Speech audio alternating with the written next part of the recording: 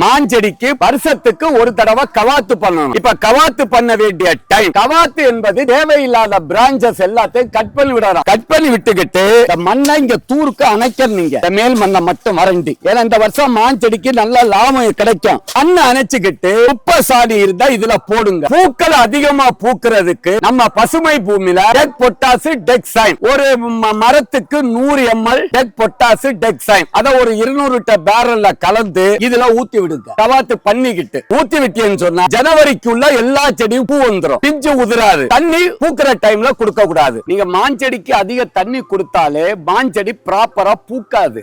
அப்படி பூத்தாலும் பழம் வந்து நோய்வாய்ப்பற்றும் பூச்சிக்கு அடிமையாயிரும். பிஞ்சுகள் உதிரும். கோடையில மட்டும் மழை இல்லாட்டி தண்ணி கொடுக்கணும். மாஞ்செடிகளுக்கு பூக்கிறதுக்கும் காய்க்கிறதுக்கும் பிஞ்சு உதிராம இருக்கிறதுக்கும் இந்த நோய்கள் வராம இருக்கிறதுக்கு உள்ள மெடிசின் நான் உங்களுக்கு சொல்லிட்டேன். ரகம் எல்லாமே நல்ல